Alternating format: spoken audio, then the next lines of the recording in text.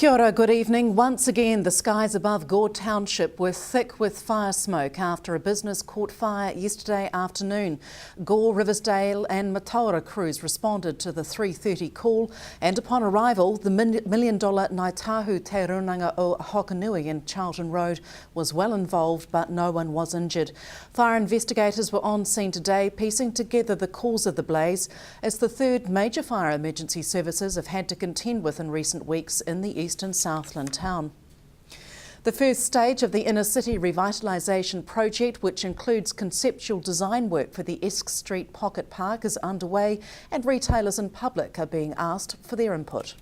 Phase 1 of the inner city revitalisation project has been broken down to 4 precincts, with the first focus improving Esk Street Central by the end of November. Yeah, well, the whole concept has got 12 precincts in it, and the working group decided that they would do the whole project in phases rather than try and do whole 12 at once. And so we've looked at it very closely, and we've identified the first 4 precincts to be included in phase 1. And the logical starting point is the middle, and that's where we're starting, right bang in the middle of Esk. It's a tight time frame and plans will need to run like clockwork to meet the deadline, but there are opportunities to combine projects. Given these unexpected hitches that have hit us in the last few weeks, like water mains and electricity mains, they could prove a hindrance, but we're hoping we can get them done at the same time. Traffic flows in Esk Street are not expected to change. While parking numbers and locations are yet to be confirmed, there could be changes to paid parking methods. There are a number of new techniques that are out there where you can actually have like pay and display machines rather than individual meters, or there are some new technologies where there is actually a sensor in the ground, so you don't necessarily have to put money, you can pay by your cell phone. All those sorts of things give you a lot more control and a lot more better ability to actually even perhaps vary the price during the day, so it's cheaper in the morning and more expensive in the peak time. So all those technologies are out there, and we just need to identify whether it's suitable now to implement those in Esk Street. Council's thoughts are to do it once and do it right, and depending on which precinct options are chosen to proceed, projected costs sit between $9 to $12 million. Esk Street was updated in 1990, and the plan is to work with what exists while developing further the precious 20 by 60 metre space. People weren't worried about the paving, they were worried about the lack of amenity. There was nowhere to sit. There was nothing with a back to the seat or an easy way to get out of a seat because there's no armrest, all those sort of things. No water, no public toilets, no shelter. So for me, it's a process of editing, adding in stuff that will make it much more user-friendly, and then for the centre of Esk Street, really actually creating a place to gather. Green space, seating and shelter are the 3 key things shown in current concepts. Esk Street really has an issue from rain more so than wind. Certainly the ends of Esk Street have a bit more of an issue closer to Wagner Place, but central Esk Street is pretty good as a microclimate, which has come out of the public consultation pretty clearly. So what we're really looking at is overhead structures quite high, so that you get sort of protection from the rain, but certainly doesn't sort of impact on the light hitting the street. Exactly how they look, I don't know yet. I think they should be reasonably transparent. And the thing we're sort of playing with at the moment is light, that they should be well lit and quite beautiful. Another precinct that should be completed before year end includes parking for large-scale vehicles on Wood Street. Precinct 1A, I think it is, and that's just establishing some parking for buses and camper vans, and that'll be done late this year, early next year as well. Following Esk Street's completion, further plans can evolve once the location of a proposed hotel in the CBD is revealed. We're reluctant to get too far ahead with beyond Esk Street until we get some idea of just where that location will be. Gathering information from key stakeholders like retailers, police, council and public about what they'd like to see in the space has been the biggest challenge. Consultation's ongoing, and I think that if it wasn't for such a good consultation first time around, particularly around what people desired, it's their city, not mine. So their comments about the climate and where they felt safe and how they moved and really who wasn't using the city was really interesting. There's a lot of youth and family who don't come into the CBD because they see no amenity. So it was having those conversations with those people that was really, really valuable. In mid-June, public will be invited to have their say again before tenders are let in August, ahead of construction during October and November. Southern Police will be out in force in rural areas this month as they target drink driving across the region. For the month of May, police are increasing their focus on drink driving, particularly in rural areas where roads cause different kinds of risks and challenges. Senior Sergeant Steve Larking says rural people are more prone to injury as the bulk of the roads are 100 km/h zones. More gravel roads and distances from help and medical care create additional challenges. Alcohol is a factor in 38% of all fatal crashes, and there are significant social and health costs associated with rural road trauma. Last year, 1,404 people were apprehended across the Southern District for drink driving, across all age groups, occupations and social groups. Around 2/3 of drivers apprehended are male. Stay with us. Still to come, a new $26 million dairy hub for the South, and the news looks good for small produce growers. Welcome back. The proposed food bill has passed its second hearing in Parliament with strong support. It's estimated the current Act adds $40 million in unnecessary compliance costs each year on new businesses, stifling startups, expansion and innovation. Costs to meet extra compliance conditions has had small producers concerned about the viability of their businesses and the effects on the culture of food sharing among communities. The bill's structure enables small growers to sell small amounts direct to restaurants or small retail outlets like dairies under the proposed bill, and smaller growers who sell produce at farmers markets or roadside will not require verification and registration costs if they're only selling direct to public.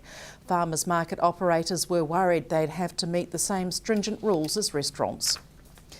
A $26.5 million dairy hub is in the planning stages and will be a one-stop shop that caters for everything dairy.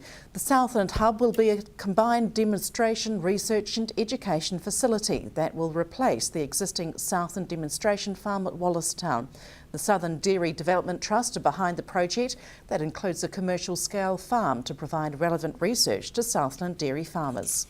At this stage, just taking a lot of the demonstration sides of things that we're already doing here on farm and pushing them a bit further. You know, for example, we've got a focus day on Thursday here on farm, and we've been analysing a lot of our lameness data just to see the actual effect of lameness in Southland. And as we've been working through that analysis, we've found what we can do here is limited. We can only provide so many answers to the question around lameness. So we see things like that going forward that will benefit the farmers down here. Obviously there's any number of research options that can be made, but again, farmer driven, what the farmers want, the southern region farmers want down here, right through environmental productivity, on farm trials, to even to do with pasture and feeding. The sky's the limit with that, but again, as long as it's relevant to farmers, it's more than likely to happen. The plan is to make it a one-stop shop. Education is playing a big part in this too, though.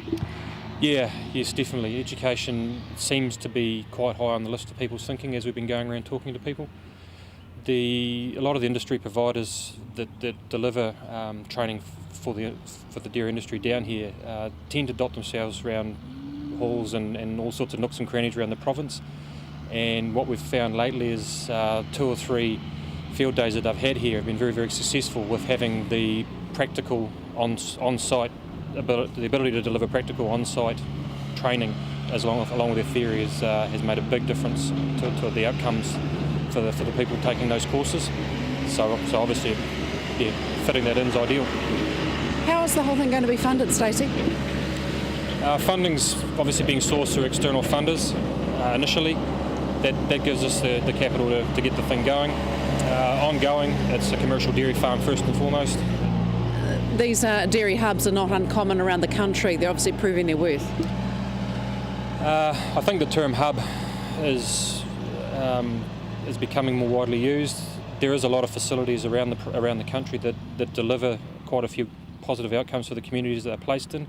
Southland doesn't have one, and that is why we definitely need one down here.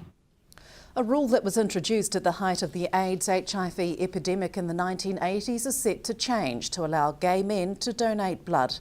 Gay men were totally banned from donating blood, but that changed in 1998 to a 10-year deferral, which later reduced to 5 years since the last episode of unprotected sex. Now recommendations to reduce the time from 5 years to 12 months have been accepted by the Blood Service. The changes also cover sex workers and people from countries with evidence of where HIV are high. Although better HIV detection methods exist, a 12-month deferral period is still required. Final approval of the report on rule changes is needed from the MedSafe, and the Blood Service expects changes could be implemented by the end of the year. Kids Zone preparations are well underway, and this year all the favourites are back, including the incredible edibles, hair and makeup and cultural activities. The event caters for school children and runs for 6 days during the July school holidays. Around 11,000 are expected to attend, and Festival Director Laura Russell says there's a big new surprise planned for this year. So many new exciting things. Some people may have heard we're bringing the big surprise back this year. So new surprise, absolutely going to be fantastic. The parents are going to love it too. So it's coming down from Auckland. It's only had one outing. It's only just made it into the country. And then its next big event will be ILT Kids Zone. So we've got a few other surprises as well, but that's the big one. What else have you got going on? We have got, because it's our 10th birthday, we have got a cake lab is what we're calling it. So if you've heard of cake pops, we're going to have some of those in the room and everyone can come in and decorate their own cake pops. So that way they get a little bit of cake to take away. And we've also got a cake donated by Colonial Bakery to give away every day. And so we've also got a space room this year. It's called Space HQ. And we also have the Scouts are here as well doing some different things. This year on the opening day, we've got What Now coming. So Ronnie from What Now is going to be there doing a bit of filming. That's going to be showing on the Sunday. We also have, some of the parents might know actually, Susie Cato. She has really been interested, heard about our festival, and she does a radio show, and it's national radio, and she wants to come down and broadcast live from here. So things like that, people are really interested. People are hearing out all around New Zealand about our event, and they want to come to us. Also the transport to get there, no change with that? No, the only change is that we still do the Southland District buses, and they're $2, same price, and they run on the Saturday. But we did run one on the Friday around Bluff and South Invercargill. That's now going to happen on the Monday. That's the only change. So volunteers here busily getting the brochures out. Where are they heading to? They are heading to every primary school, all the junior campuses at all the high schools, and all the play centres, kindies, childcare centres all around Southland. So we're going up to Te Anau, we're going up to Gore as well. We're covering everywhere. Everyone should have a brochure to take home by the end of this week. So you have a lot of student volunteers. How many have you got this year? Well, we're opening registrations on Monday, and then I start going around all the high schools talking to the students about volunteering.